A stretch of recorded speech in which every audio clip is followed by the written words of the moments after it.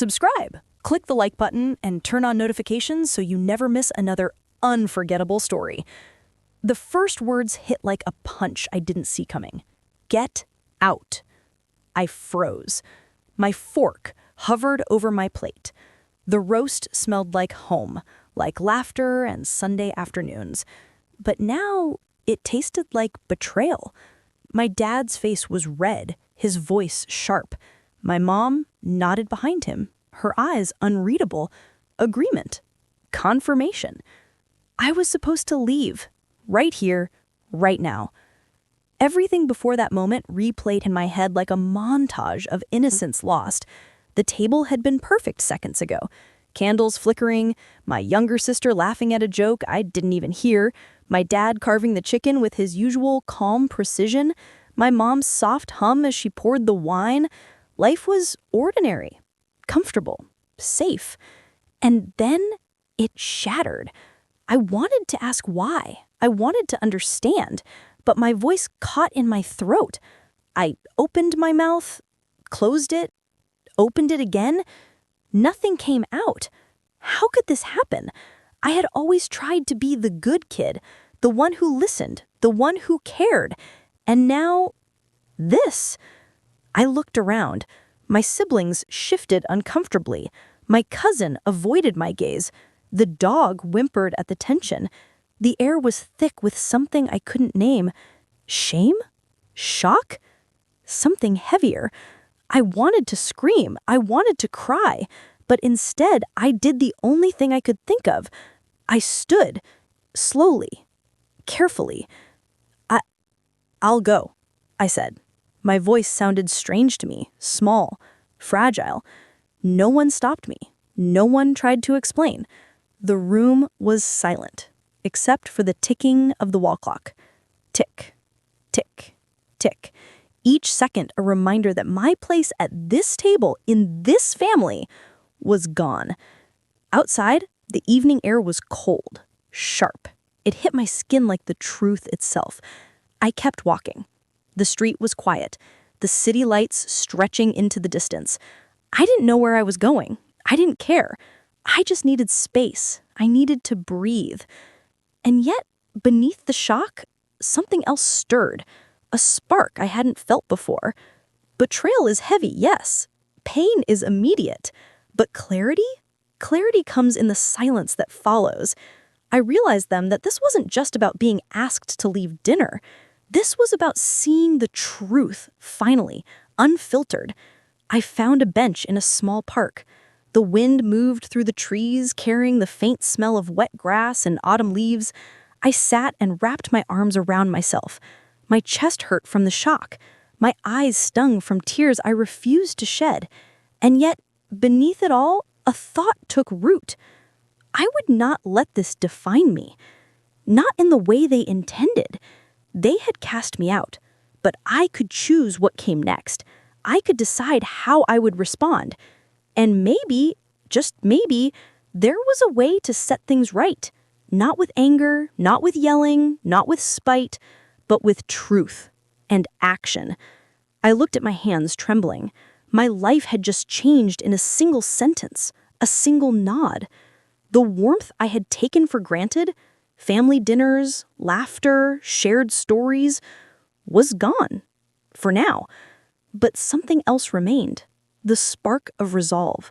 The quiet fire of knowing that betrayal leaves a mark, but it can also ignite growth. The night stretched before me. Empty streets, flickering streetlights, a world that suddenly felt bigger, lonelier, sharper. I didn't know where this road would take me. I didn't know what tomorrow would bring. But I knew one thing. I wouldn't just disappear. And as I rose from the bench, brushing leaves from my jacket, I felt the first twinge of what was to come. A plan. Not cruel, not vengeful in the usual sense, but undeniable in its clarity. The people who had dismissed me thought they were winning. They thought this was the end. But they hadn't seen everything.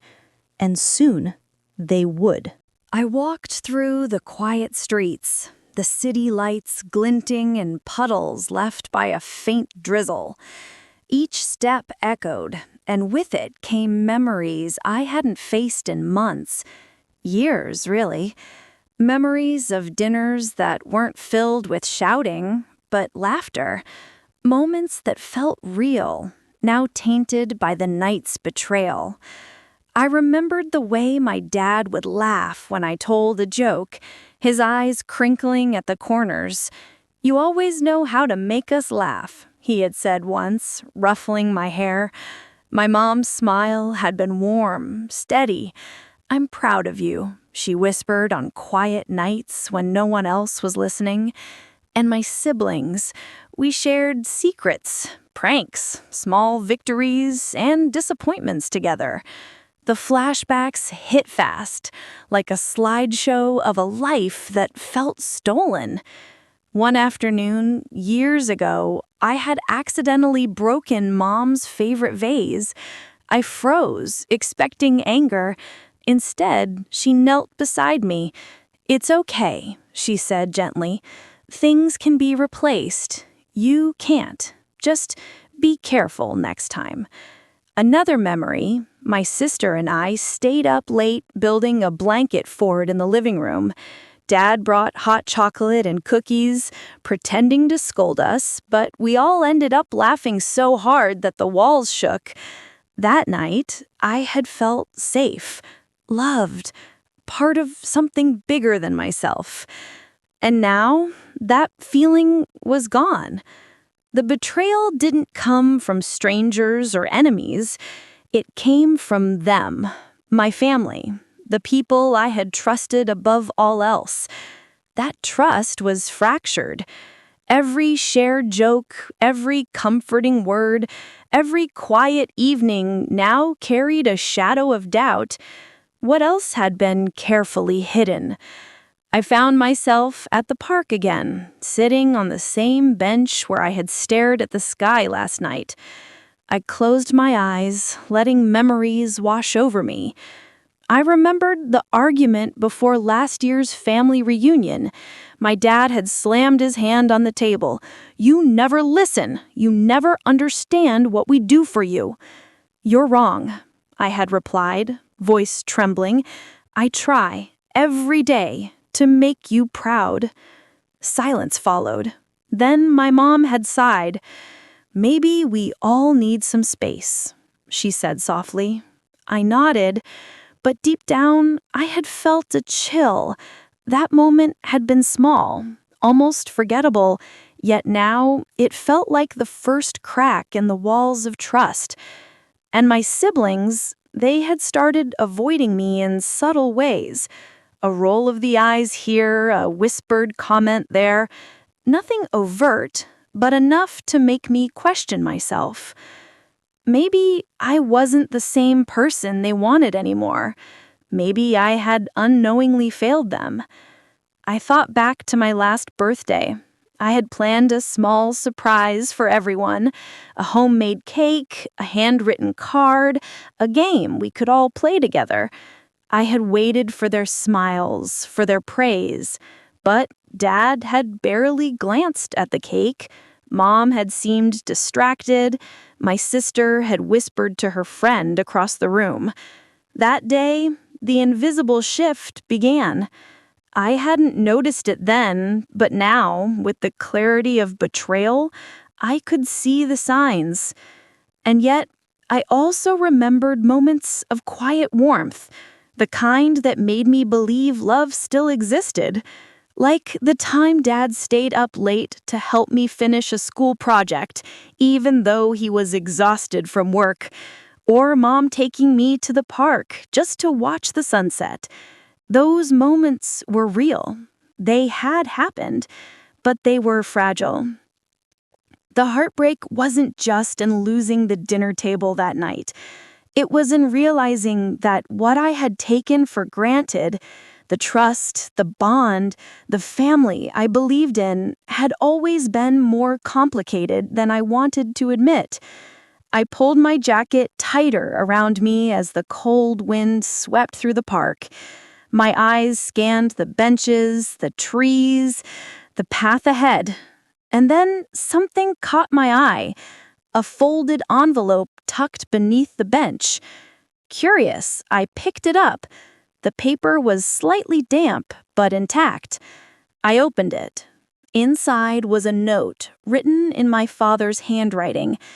Sometimes the hardest truths are the ones we hide from ourselves. Look closer and you'll understand. My stomach twisted. A message meant for me, left in a place I would find it.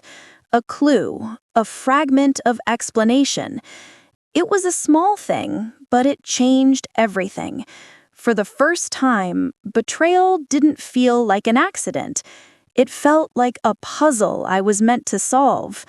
I sat back, staring at the envelope, heart racing. Questions swirled, but beneath them, a strange sense of hope stirred. Maybe the answers weren't gone. Maybe the truth wasn't lost, just waiting for me to see it. And in that moment, I realized this journey wasn't just about pain or loss.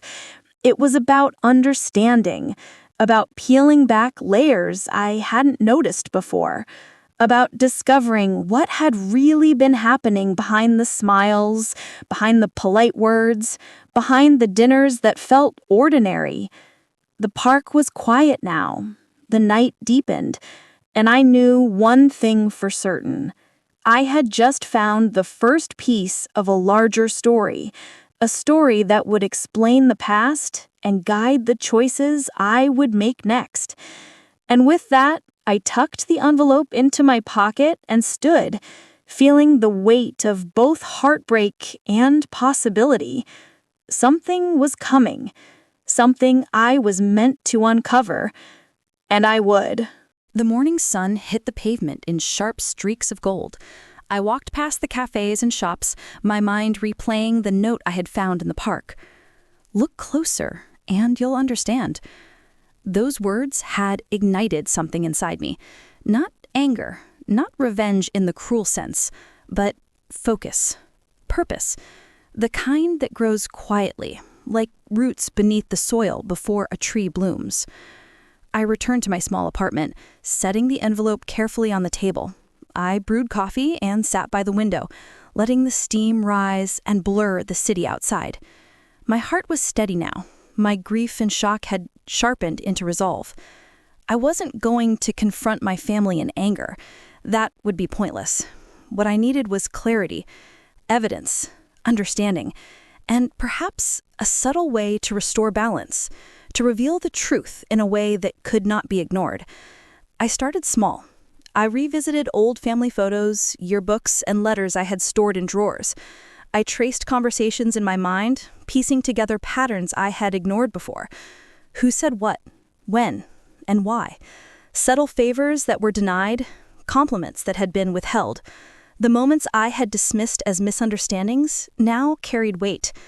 Slowly, a picture emerged. A story of misjudged actions and hidden motives, not cruelty for cruelty's sake, but misunderstanding and misplaced expectations. As I worked, I felt strength growing within me, not the hollow kind you see in movies, fueled by rage. This was steadier, quieter, emotional strength that made my hands stop shaking and my chest stop tightening. I could breathe through it now. I could think. I could plan. My first step was honesty. Not with them, not yet. With myself.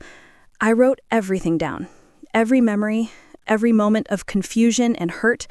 I listed what had been taken from me. Trust, respect, connection. Then I wrote what I still had. My integrity, my ambition, my ability to understand the world clearly. By the time the sun had moved across the sky, I had a map of the past, one that would guide my next moves. Days passed. I started reconnecting with people outside the family, friends, mentors, neighbors, those who had always offered support. Each conversation reminded me that my value wasn't tied to a dinner table or a family approval. I learned to laugh again, without guilt. I learned to speak without fear. Every interaction, small as it was, built confidence. Every smile, every nod, was a step toward balance, not revenge in the destructive sense, but justice in its quiet, undeniable form. Then came the first real clue. It was an email from a distant cousin, someone I had rarely spoken to. The message was short, but loaded. "I think your parents are hiding more than they realize. Check the letters in the old study. It's time someone read them." I stared at the screen, heart racing. The study was a room I hadn't entered in years, locked away behind doors of polished wood, lined with books and drawers filled with correspondence. Until now, it had been off-limits, filled with silent authority.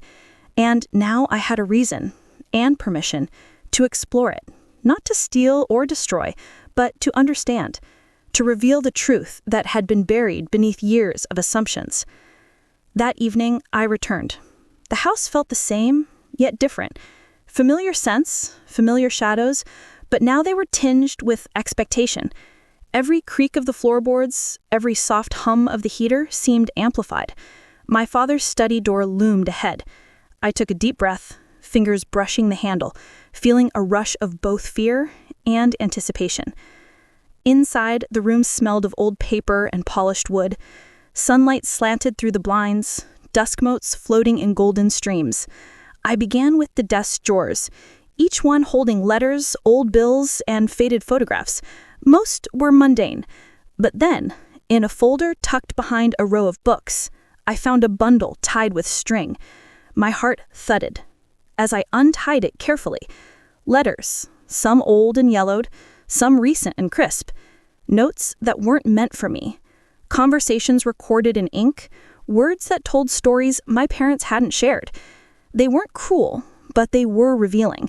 Discussions about family expectations, decisions made without my knowledge, moments that explain the tension, the frustrations, the moments I had misunderstood. I read slowly, savoring each word. Patterns became clear. The betrayal that had hurt me so deeply wasn't random. It wasn't meant to punish me. It was born of fear, pride, and miscommunication. And yet the impact had been real. My place at the table had been denied. My trust had been shaken. And now I had the clarity to respond thoughtfully, deliberately. I set the letters down and leaned back. A quiet smile touched my lips. I wasn't powerless anymore. Knowledge had given me leverage, not for cruelty, but for balance. The scales could be righted, without raising my voice, without causing harm. And then, just as I was about to leave, I heard a soft step behind me. A shadow fell across the floor. I froze. "You've been in here," a familiar voice said, calm but edged with something I couldn't quite place. I didn't answer immediately. I just held the letters in my hands, and for the first time, I felt a shift in the room. Something unspoken passed between us. They knew something was different, that I had changed, that I was no longer the quiet, unquestioning child they had expected me to be. The study door closed softly behind me. The letters were still in my hands, their weight both literal and symbolic. I didn't feel fear. I felt calm, focused, prepared. My father was sitting at the desk, his hands folded in front of him. The sunlight through the blinds cast stripes across his face, highlighting lines I had barely noticed before. He looked up, eyes wary. "You've been going through my things," he said, quietly, not accusatory, but cautious. "I have," I replied. My voice was steady, even. I needed to understand. He leaned back, fingers tapping the wood of the desk. Silence stretched between us, thick with unsaid words. I could feel the tension, but it didn't need to erupt into anger. Control would speak louder than yelling ever could. "I don't understand," he said finally, voice low. "Why now? Why after all this time?"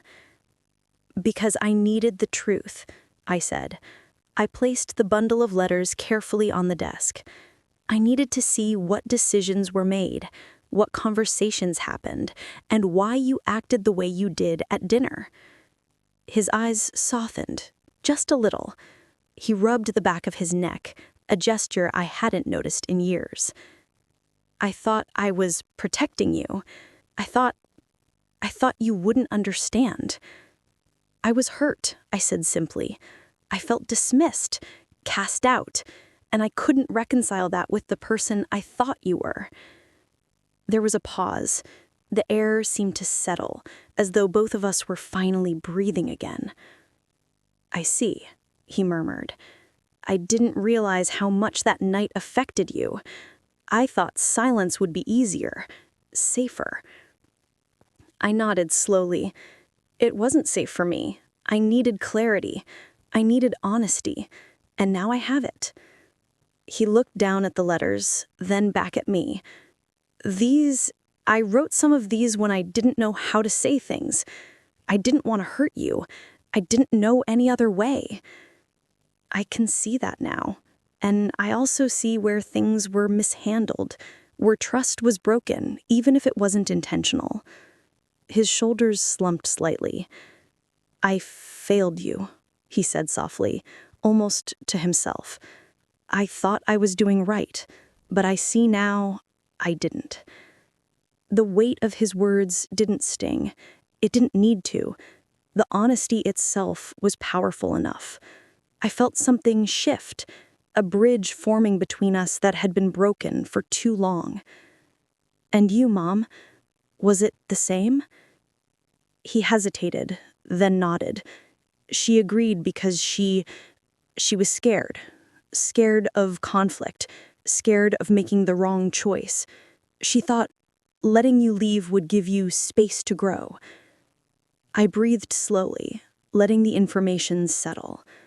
None of this erased the hurt, but it reframed it. It gave me understanding, context, layers of truth I hadn't had before. I placed a hand over the letters. It doesn't excuse the past, but it explains it, and that's enough for me to start moving forward. Not in anger, but with perspective. He looked at me then, eyes glistening, not with tears of shame, but with recognition. You've grown so composed, so strong. I had to, I said softly, for myself. There was another pause. Then he leaned back and exhaled. I don't want to lose you again. Not to silence, not to misunderstanding. Can we start over? I considered his words. I could feel the shift, not just in him, but in the room. The tension that had defined years of unspoken rules, hidden expectations, and subtle resentments was easing. For the first time, I felt balance. Quiet. True balance. Yes, I said finally. We can start over. But differently this time. Openly. Honestly. And with respect. A faint smile tugged at his lips. I'd like that. We sat together in silence for a few moments. No grand gestures, no dramatic proclamations. Just the simple acknowledgement of truth. The kind that holds weight without drama. The letters lay between us, a symbol of the past and a guide for what comes next. And in that stillness, I realized something important. This confrontation wasn't about winning. It wasn't about proving anyone wrong. It was about seeing the story clearly, understanding motives, and creating a space where honesty and trust could grow again. He glanced at the letters, then at me. You've changed things, haven't you? I have. But it's not about punishment. It's about clarity, balance, and moving forward in a way that respects both of us. For the first time in years, the room felt lighter. The weight of past misunderstandings began to lift. I had faced the one who had betrayed me, not with fury, but with truth. Not with anger, but with insight. And the result was more powerful than I could have imagined. The dramatic shift was subtle but unmistakable. Both of us saw the story differently now, not as a tale of failure or cruelty, but as of growth, perspective, and a shared desire to rebuild. And somewhere in the quiet between us, I sensed the path ahead, one of reconciliation, understanding, and moral victory. The confrontation had ended, but the story was far from over. The sun was low now, spilling gold across the living room. I sat across from my parents, the letters still carefully stacked between us. The quiet of the afternoon held a weight, but it wasn't heavy. It was deliberate, focused, ready to reveal what had been hidden for so long. My father took a deep breath. "You deserve the truth," he said. "The whole truth, not just fragments." His voice was calm, steady. There was no excuse, only explanation. I nodded. "I'm ready." He leaned back, hands resting on the armrests. "Years ago, when you were younger, we made choices we thought were for your own good. We limited certain things, pushed back against ideas you had, not because we didn't believe in you, but because we were afraid. Afraid you'd fail. Afraid we couldn't guide you through mistakes." I listened quietly. The weight of his honesty settled into the room. No anger, no justification, just truth. "Dinner that night," he continued, voice low. "We weren't rejecting you as a person, we were reacting to decisions we didn't understand. Your mother and I had disagreements about how to handle things, and I spoke too harshly. She agreed, not because she wanted to, but because she was afraid of conflict, of making things worse. We thought we were protecting the family, and in doing so, we hurt you." I let the words sink in. The betrayal I had felt for months, the wound from that single shouted sentence, now had context. Painful, yes, but explainable. Human. Imperfect. My mother spoke then, quietly. "I never wanted you to feel unwelcome. I thought staying silent, agreeing in the moment, was safer. I see now that it wasn't. I see now it was wrong." The emotion in her voice was soft, but it carried years of regret. And yet it didn't feel like weakness. It felt real, honest. I thought back to the letters, the hidden conversations I had uncovered, and it all began to align. The misunderstandings, the choices made without consultation, the quiet decisions that had caused my absence at that dinner, it all made sense. Not excusing the pain, but giving it shape, giving it clarity. I realized then that revenge would not serve me. It would not bring understanding or closure or growth. The satisfaction I sought could not come from retaliation. It would come from something quieter, something stronger. Truth acknowledged, honesty embraced, and lessons learned. I spoke, calm and measured. "I understand now. I understand why it happened. I also understand the impact it had on me, and I need to choose how I respond, not out of anger, but out of clarity." They both looked at me, uncertainty flickering across their faces. I could see the tension of expectation. They didn't know which way I would lean. "I could walk away," I said, letting the words hang in the air. "And that would be justified. But I don't want that. I want balance. I want understanding. I want growth." My father nodded slowly. "And we want that too." My mother's eyes glistened, holding tears she did not shed. "We want to make it right, if we can." I looked down at the letters, then back at them. Making it right doesn't erase the past. It doesn't undo the hurt, but it does give us a chance to do better together, to rebuild what was broken with honesty and care.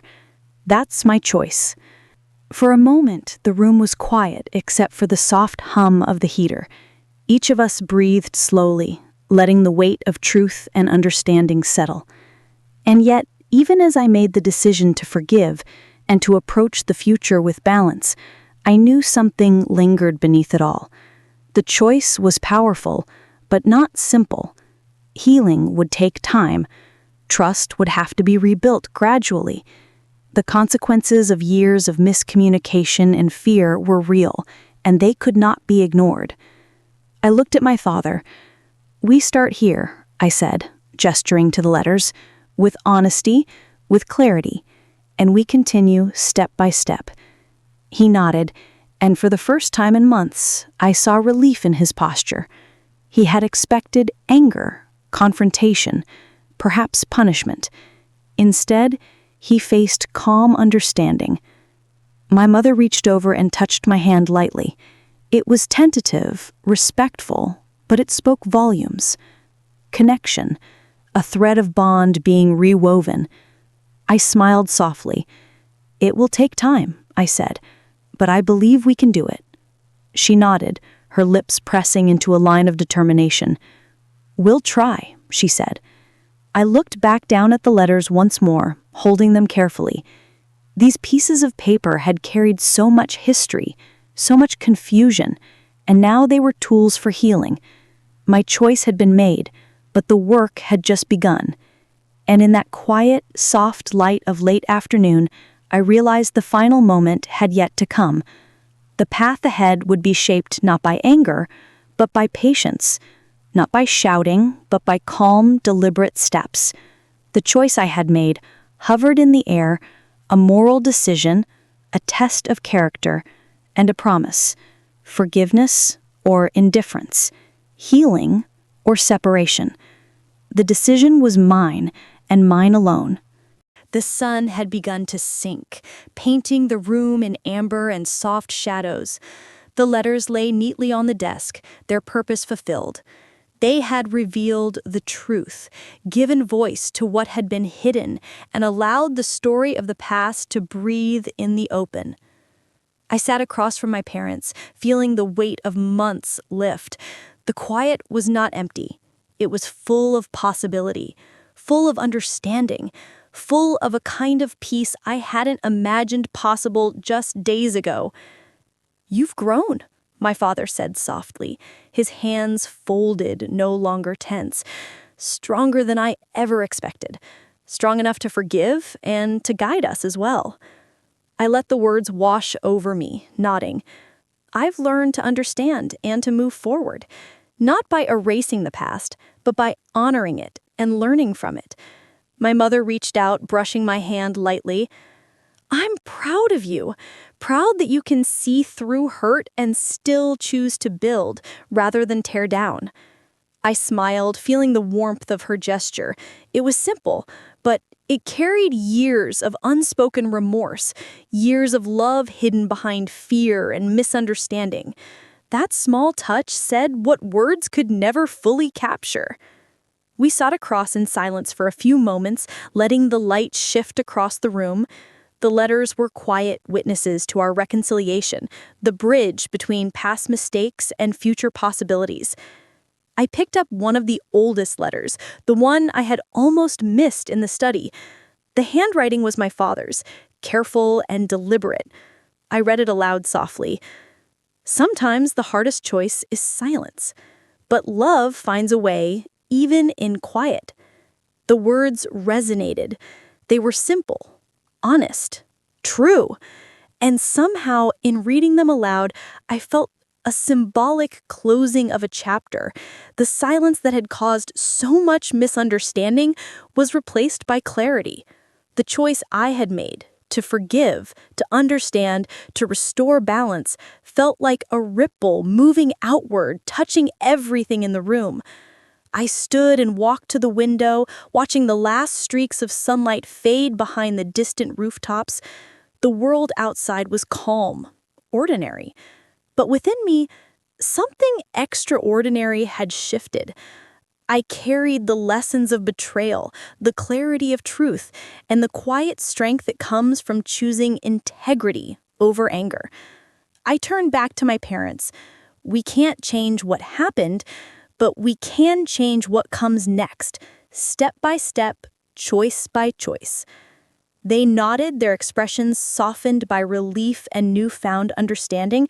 No dramatic gestures, no grand proclamations, just connection, subtle but deep, like roots intertwining beneath the surface. I moved toward the letters again and carefully placed them in a box, a gesture. Simple and quiet, yet symbolic. The past was preserved, acknowledged, and respected. But it would no longer control us.